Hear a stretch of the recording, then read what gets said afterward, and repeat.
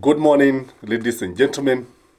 Again, welcome to Gashi Skyman TV. If you're joining this channel for the first time, this is Gashi Skyman. Here we actually give political analysis, policy issues as pertain our great republic.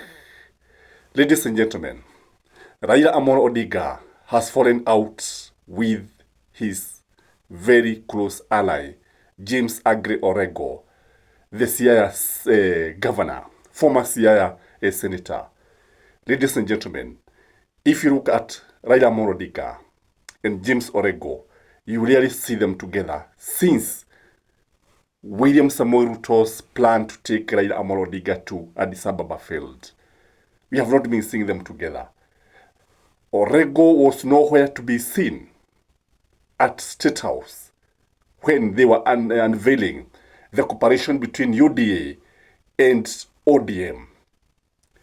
Today, Raila Amolo Odinga is on his own.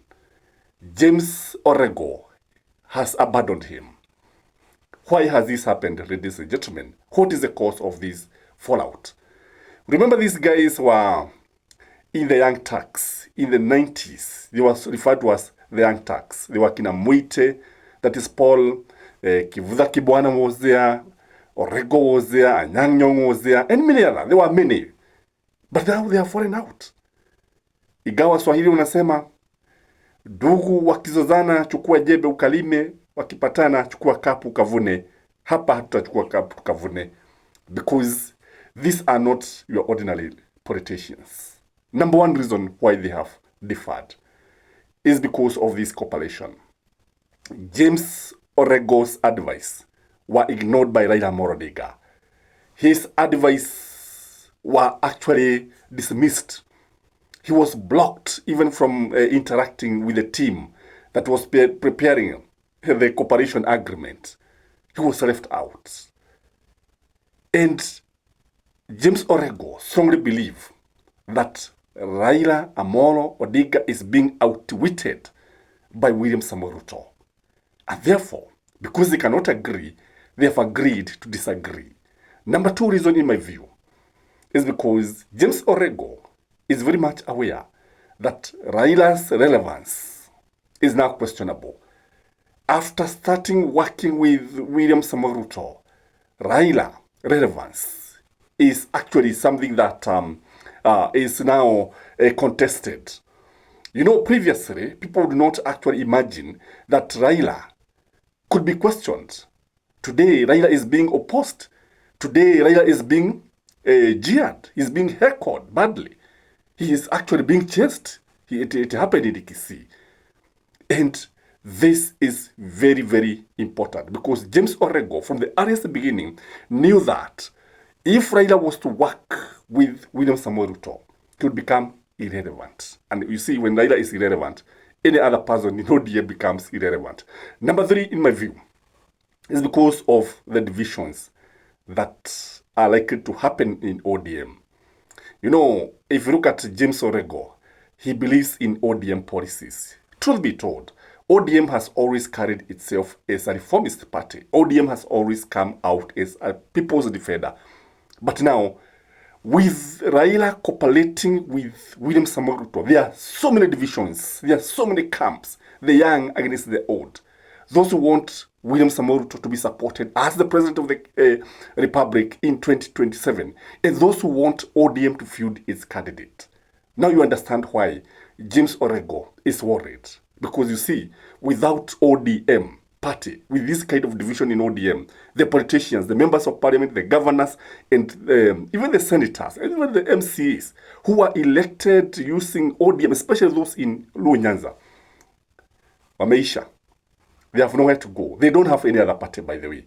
And it is not easy, by the way. To form a party, iwe imefika kama pale ambapo ODM imefika sasa hivi, it is not easy.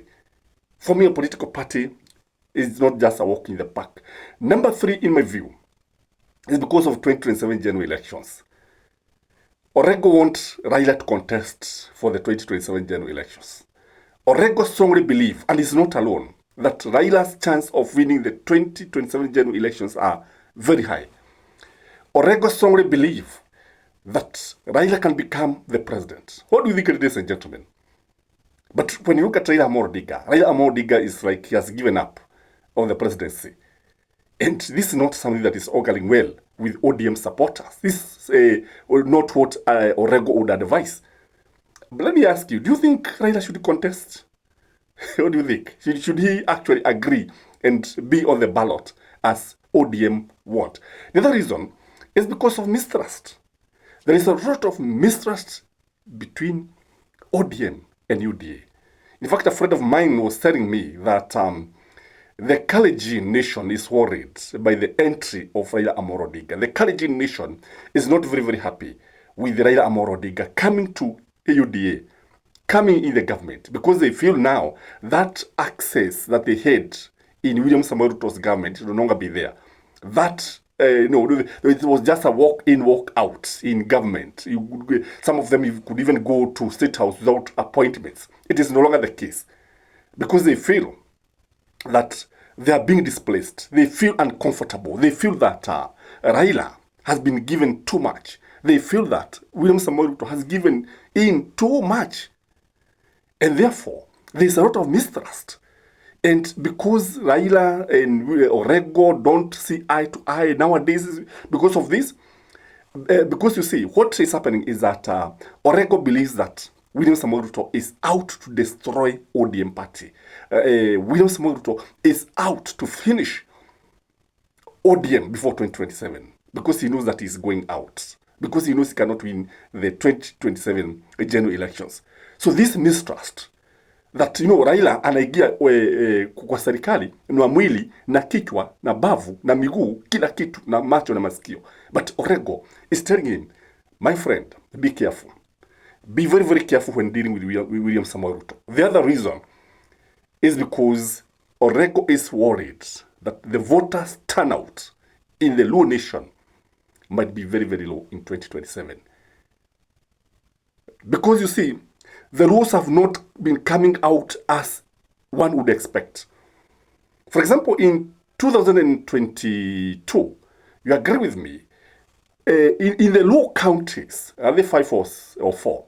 In the 5 Luo counties in Nyanza, the turnout was actually below 65%. And therefore, this was happening when Raila was a candidate. What about when Raila is not a candidate? And Orengo strongly believe, just like Sifuna, even if Raila was to support William Samoei Ruto cannot win. And the rules will not come to the vote. What do you think, ladies and gentlemen? Do you think the turnout would be higher than 2022 when Raila is supporting William Samoei Ruto than it was in 2022? There's also the issue of abductions and extrajudicial killings. Orengo strongly believe that this thing should be stopped. Orengo is a Democrat, by the way. Orengo always starts with the truth. Orengo is saying, for William Samoei Ruto to be seen to be serious, the case of abductions should be stopped. The issues about extrajudicial killing should come to an end.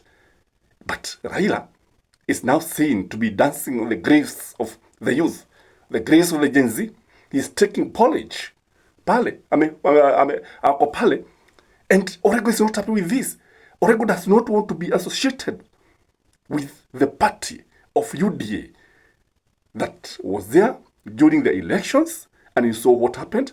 And because Orengo strongly believes that Azimio won the elections, there is no way he's going to accept this kind of dalliance. I don't know what you think, ladies and gentlemen, but from where I sit, the fallout is worth talking about. Please like the video and enjoy your weekend. Bye-bye.